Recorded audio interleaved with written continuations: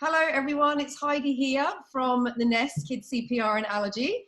And today for the Nest Kids CPR and Allergy Ultimate Mothers Group Summit, we've got Dr. Howard Chilton here talking to us, which we're very, very lucky. So we're just going to talk about neonatal, that newborn period. We've got lots of questions here for Dr. Howard, and just looking forward to having a chat. So hello, welcome. Thank you for having me. You're very welcome. So yeah, this newborn period. So we at the Nest Kids CPR and Allergy, we concentrate a lot on, you know, the young child, you know, food allergies, things like that. But at the moment, we really want to concentrate on that very beginning period and really just give lots of help and advice at that very beginning. I remember, from my point of view, being in the postnatal ward at the Royal Hospital for Women and just having this brand new baby, and because I was a nurse, I kind of, you know, I think people thought that I would know what to do, but because you're a mum first and foremost, not a medical professional, it was just overwhelming. And I remember the midwife taking my shoulders and saying, you have to just trust your instincts. And I think that was the biggest shake I needed. So what would you what's your take on, like, when you know when this mum wants to go home with the baby and they're just really nervous, they're really scared, and they have this brand new baby that they think they're going to break? What kind of advice would you give to a brand new mum like that? Well, I don't know if you went to my talk when you were at the Royal. Yes, you see, I call myself a one-trick pony. I just think parents need to know the stuff that I do in my talk. And that's all to do with the fact that the baby they have is inherently a preemie, a really immature little baby, and is not an independent human being. And you can't expect him to be so. And the idea, the old parenting model where there is a sort of, you should put your baby in a routine and teach him to self-soothe and do not let him manipulate you and you're the boss, and all that stuff just makes absolutely no sense to the baby biologically. Because the fact that we are a primate that walks up on our hind legs, throwing the whole weight of the body on the hip joints, means we have a very narrow birth canal. And to make things worse, we have a baby with a big brain, because that's what Homo sapiens specializes in. And so you have this so-called obstetric dilemma. You've got a big brain baby to get out through a narrow athletic pelvis. And the only way you can do that successfully is to have your baby way earlier in pregnancy than many other mammals do. So many other mammals, the quadrupeds, who can have an enormous pelvis, they can keep their babies inside until they are miniature adults. They spend a few months with mum and dad and they're off. We can't do that. We haven't got 80% of our brain formed like those babies. We've only got 25%, because our babies have to come out way earlier in pregnancy in order that they'll actually fit. Otherwise, you'll lose mother and baby, and that's not reproductively efficient. So out comes our baby, and they are needing the same level of care as they had in the womb as they when they are outside, the same 100% protection and food and warmth and cuddles and closeness and all of that stuff to make them feel like a little fetus. So if you understand that you've got what the biologists call an exterior gestate fetus, you're 90% there about how to deal with your baby. You hold them close, you feed them continuously if that's what they want, because human milk is not, and has never been, a 4-hourly milk. It is a continuous contact milk. Not that I'm recommending continuous feed, but sometimes babies do, and that's fine. You can't overfeed a baby. And they are terrified about being alone at a very deep and primordial level. So this idea that they should go into their own cot, into their own room, and be independent people and start letting you have dinner while they sleep just makes no sense at all. And you just have to break it to parents that, yes, this baby will interfere with your lifestyle really significantly for the foreseeable future. And depending on their temperament, depends on how disrupted it will all be. I saw a baby yesterday. I did a seminar yesterday for home birth midwives in this area, and we talked about examination of the baby. And I had a lady bring her baby for me to examine as a little example. And he was a delight. He was 8 weeks old, and he chortled, and he was relaxed, and he smiled, and he was a lovely baby. Her previous baby was a total nightmare. He was one of those babies that if he wasn't in contact with his mother's skin, if not nipple on, a nipple in mouth, he was just totally disruptive. And he's still a wired little boy, but he's perfectly normal. He's just the other end of that same spectrum. This mum just doesn't know what's going on here. Her baby sleeps. Yeah. It feeds at relatively regular intervals. And if she's busy with her toddler, he's okay with that, but that's just luck. You just have to deal with the baby you have and not the baby you would like to have. So it is just luck, because that's exactly me. My firstborn was an absolute, what we call him, a unicorn baby, because yes. I was that mum that after 4 weeks, I dropped my weight, my hair looked fantastic, makeup on, out every day. This baby let me sleep all night. He just smiled. He never minded going from breast to bottle to cup, cot to bed. Like just easy breezy, made it look easy. I had number 2. And I swear to God, until about a year ago, he's been trying to kill me from day one. No sleep. How good that it was. Like seeing things out the corner of my eye, like hallucinating. Awful. Yeah. I'm like, what is that? How good it is. It was baby number 2. Yes, I know. I mean, it's often baby number 1, actually. And I truly have endless admiration for mothers who have a baby and they have a toddler at home. Because to me, it's logistically impossible to actually make it work. So you just have to do your best, muddle through, and it'll all sort itself out eventually. But it can be very, very chaotic while you're doing so. And is it luck? Well, yeah, I guess, you shake the dice every time you have a little genetic lottery of having a baby. And sometimes you get your calm genes and sometimes you get your anxious genes. And people would say that, maybe you can prime your baby. If you're really wildly anxious during the pregnancy, this can prime your baby a little bit. But there's not a lot of real solid data on that. Having said that, there is solid data on the fact that if you have a boy, it's going to be harder, generally, on average, than having a girl. Because boys are less, the action of testosterone on the baby's developing brain is quite powerful, and it delays normal emotional development. So little boys are harder to mother, they take longer, they need mothering more intensively, and I'm using the word mothering very advisedly. I'm talking about they need the nurturing nature of the female energy in that first year to help them deal with wiring up their emotional intelligence.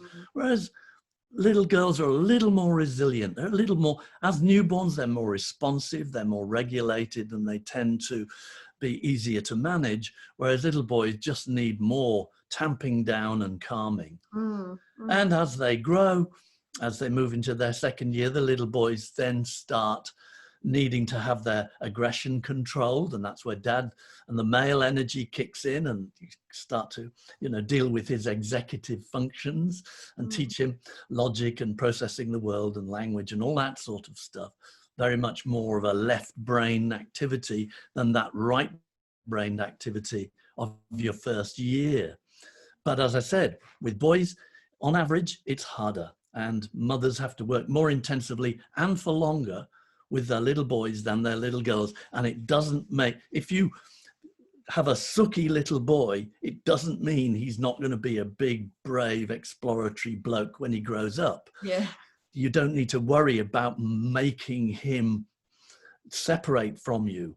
The more you push him away, the more insecure he'll become and the more clingy he'll become.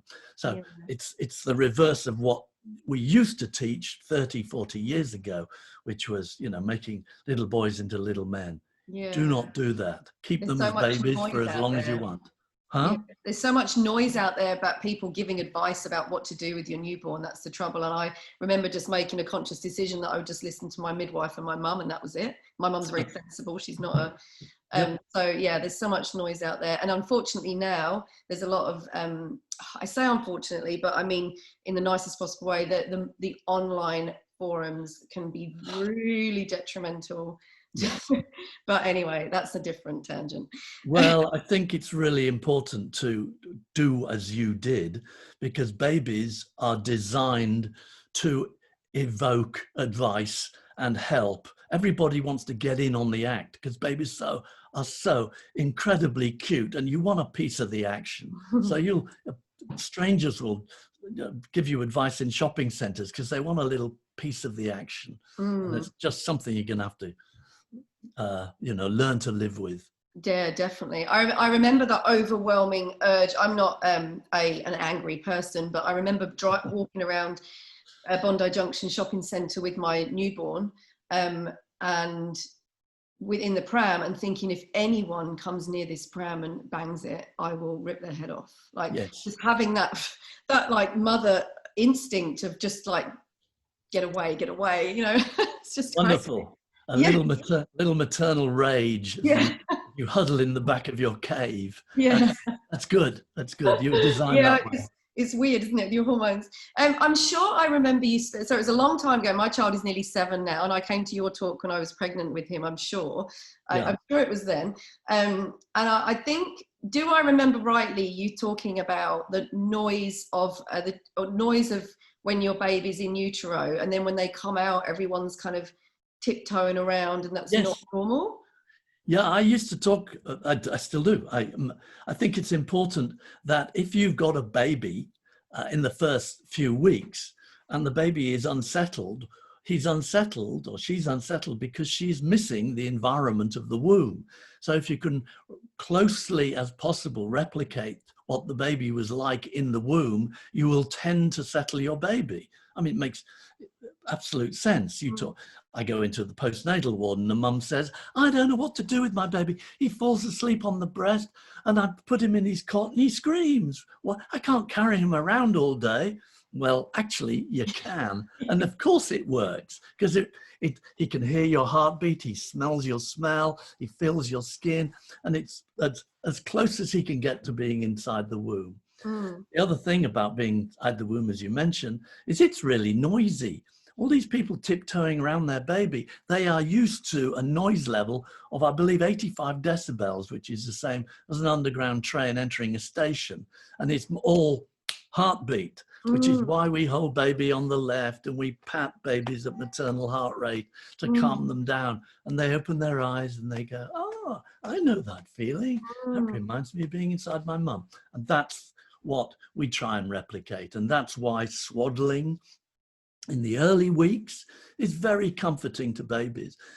I take a baby, these anxious babies, and I put them on my consulting table and their arms fling out and their legs fling out and they think, whoa, there's so much room. Where is everyone? When you contain them, because when the babies are in the womb, their limbs are in total flexion, their hips are in flexion, their knees are in flexion, their elbows.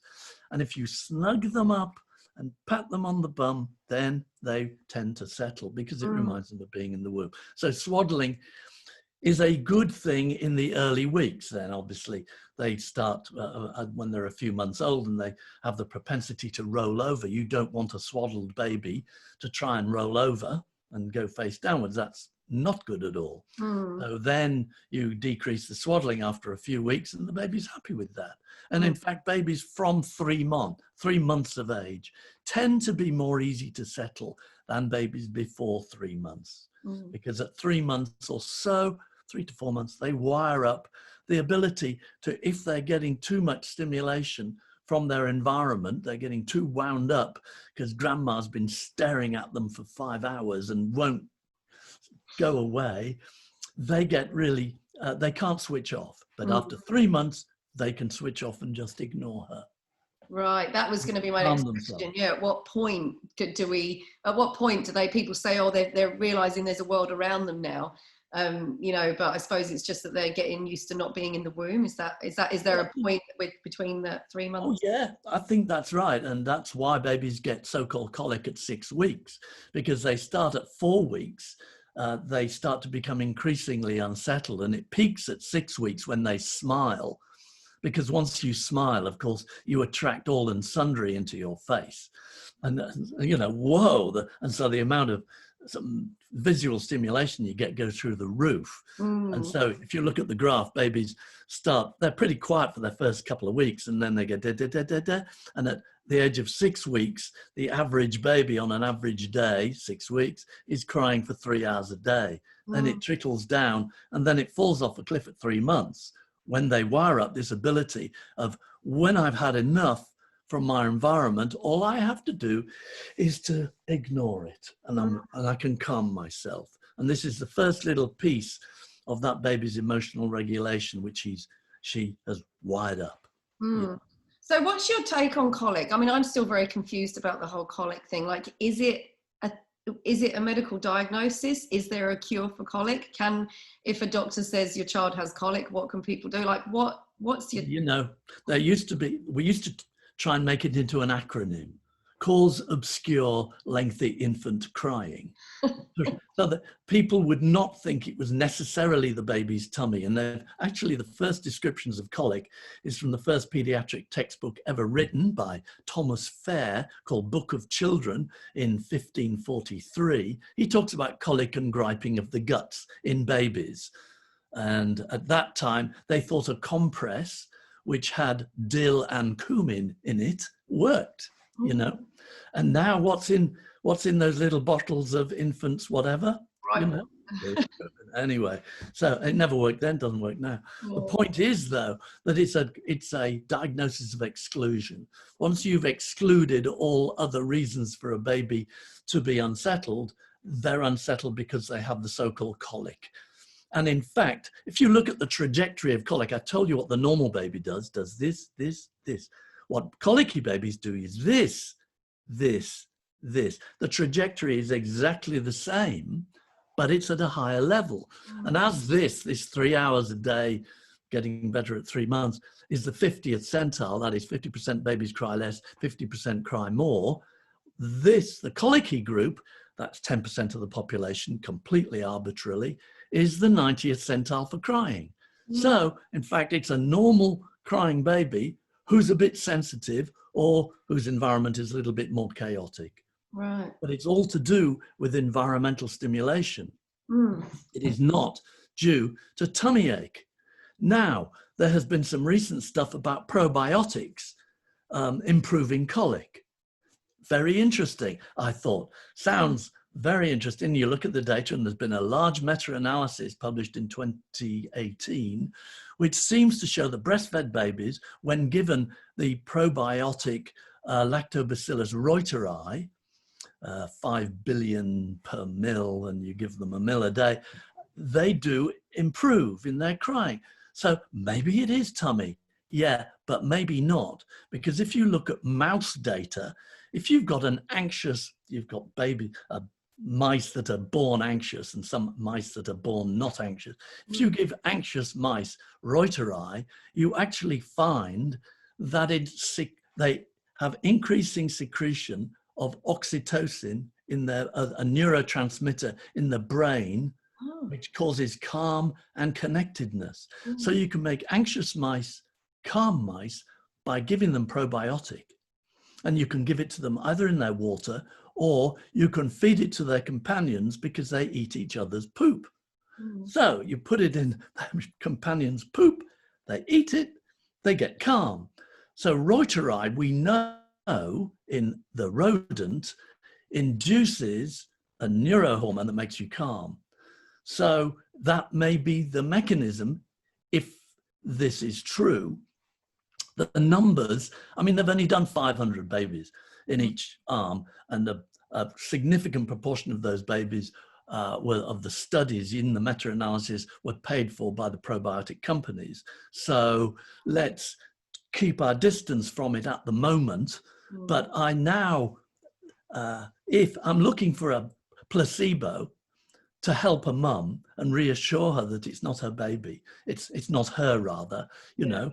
And and back in the old days, we used to give these poor babies anti-reflux medicines or Infocol. And we know these, Infocol in particular, works the same as placebo. The thing, and I'll take a quick tangent, it's interesting, they've shown that the placebo effect in unsettled babies for parents is about 85%. So if I give you Dr. Chilton's colic medicine, 85% of the mothers will find an improvement in their baby. Wow. Because it switches their responsibility. They feel, oh, there's an answer, and they relax, and the baby says, my mum's more relaxed. Yeah. Interesting. And she stopped staring at me, and she's more relaxed, you know. So it's an interactive, biodynamic relationship, behavioral matter. That's what colic is. And how you get to it, and there's also some other data that just sprung into my mind. They've found that there is a relationship of mothers who have migraine with their babies who get colic. And what is migraine? It is an extreme sensitivity to light. And whether that's genetically given to their babies who become really sensitive to light, because that's what mothers of colicky babies say. They just, you know, there's a crack under the door and they'll stare at the light of the crack coming through the door. And when you calm them down in a quiet, dark environment, and you spend time calming them, not worrying about their tummy ache, and not blaming them for wind and colic and reflux and all the sort of medically things, once you start to do that, these babies tend to settle. And anyway, they tend to settle at around 3 months. And if it's your gut, it makes absolutely no sense that by 3 months, everything would get better. Neither does it make any sense, I might say, with the probiotic story that colicky formula-fed babies have no benefit from probiotic. They're precisely the babies that ought to have it. Because mothers who breastfeed are giving their babies a beautiful mixture of probiotics anyway, whereas the babies who are getting the formula are not getting those probiotics. So it doesn't make a lot of sense, but I've always been, for 30, 40 years, I've been realizing from my view that it is something to do with the baby's sensorium, not his tummy. And these babies need calming. And once you calm your baby down, you can get into a good cycle. The calmer he is, the calmer you are, and the less intrusive and imposing people are. When a baby's unsettled, babies are really imposed upon. What's the matter, baby? What's the matter? Why are you crying? You know, it's very intense, the kind of input babies get when they're unsettled. Because it's not reassuring for mothers and fathers if their babies cry all the time. And if you're on that normal distribution curve where you've got one of those little unsettled babies, they're going to be very sensitive to input.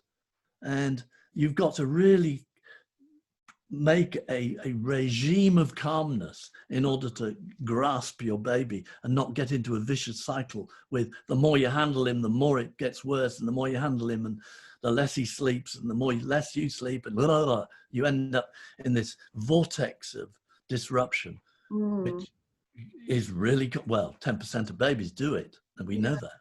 Yeah. Just, again, going back to my mum's advice when my second baby was we just would be passing him. And in the end, my mum was like, stop trying to find a reason for everything and just go with it. There you go. That's when it just stuck in my head constantly. I'm like, it doesn't matter why he's doing this, just go with it. Just absolutely. There's not always a reason. You can't ask him. He doesn't give it. And I have to say, I've always said this, and bless them all, but accountants and teachers often have problems with their new babies because they're used to doing sequential, protocolized timetabling, and cause and effect becomes really important to people who've had that all their lives. And if this has gotten this effect, you've got to find the cause, kill the cause, and the effect will go away. Doesn't work that way. But this is, first wave behaviorism, that is, remove the cause and the effect will go away. does not work with babies. No, no. Oh, well, you found your next product anyway with the Dr. Howard Chilton colic medicine. Yeah, what a con that would be. I couldn't do it. We're just two more things that we'd love to cover. The noises, the newborn noise and grunting, and I see so many. I get asked a lot of questions through the Nest, and a lot of them are when they're not allergy related. My child just thrashes around a lot at night, and they move around so much, and what's wrong? Is there anything wrong, or do these newborn babies just like to move around a lot at night? When I was director of newborn care at the Royal, we used to have a little room called Primrose House. And when the babies graduated through our Premier Nursery, level 3, level 2, level 1, and then they would spend a few nights or a night, at least a night, with their mums before they went home. And the reason for that was babies, Premi babies, ex-Premies, are really noisy. They grunt and groan and strain and whinge all night. And if you don't do this with the parents, they're phoning the nursery at 2 a.m. saying, listen to my baby, go on, listen to me. What's the matter with him? No, he's been doing that. Babies do that. Premies do that very much. And full-term babies do it as well. And some do it more than others. And it's to do with muscle tension. It's the baby de-stressing from getting used to life outside the womb. Don't interfere with it. It's not fun. Give them a pat, give them a cuddle if they're getting upset, but there's nothing the matter with their tummies.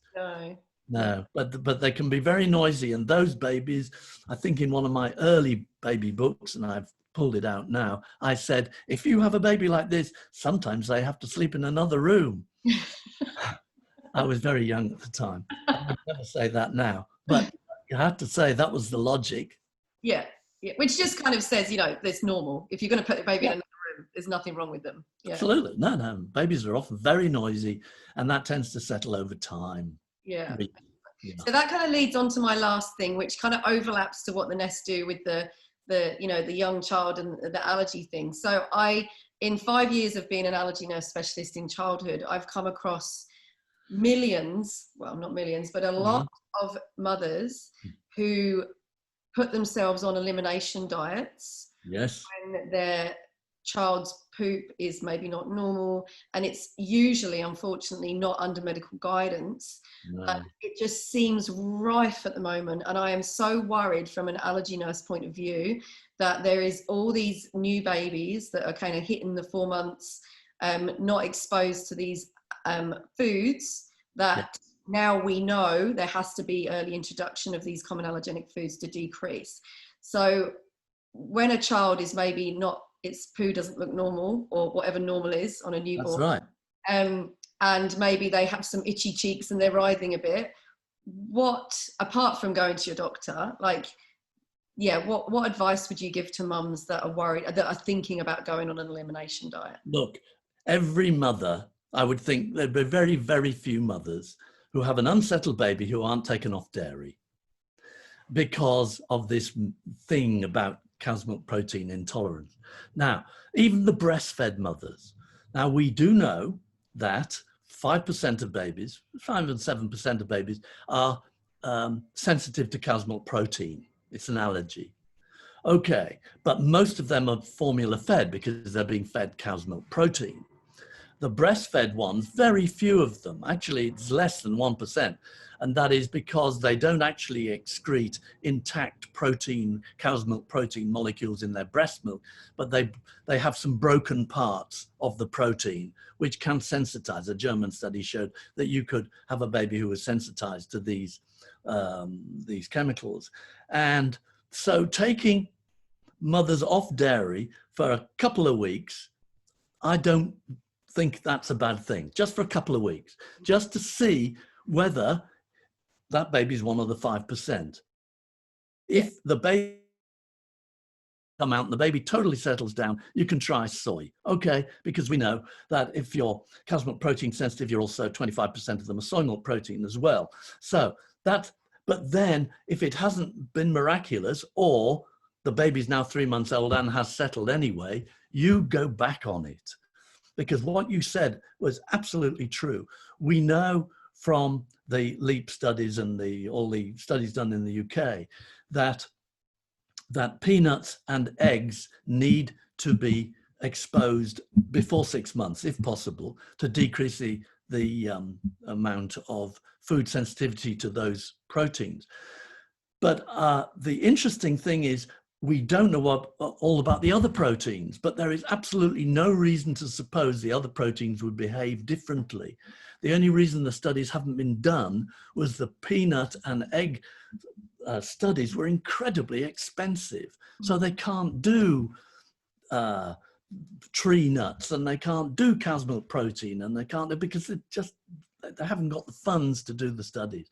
But you can bet early exposure to these proteins makes absolute sense, because when you're inside your mum as a fetus, you are incredibly immunotolerant, because you have to tolerate your mother's body, and you can't reject her. So when you come out, you're very immunotolerant, and as you get older, you become less and less tolerant. So we've got to try and sneak all these proteins into that baby's diet before he becomes less tolerant. And that's the first 6 months. So yeah, the mothers who go on an elimination diet, these vast elimination diets where their babies are not getting gluten, and they're not getting cow's milk protein, and they're not getting peanuts and eggs and all these sorts of things, it increases the likelihood that when they are introduced, the baby will look upon them as a foreign substance and create a reaction. Now, while we're on the subject, it is most unlikely to be a cause of eczema.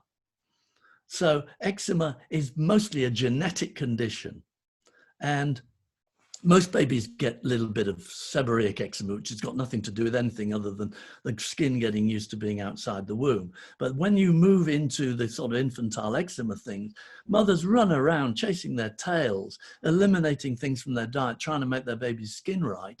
In fact, their baby's skin is genetically susceptible to losing water and getting dry.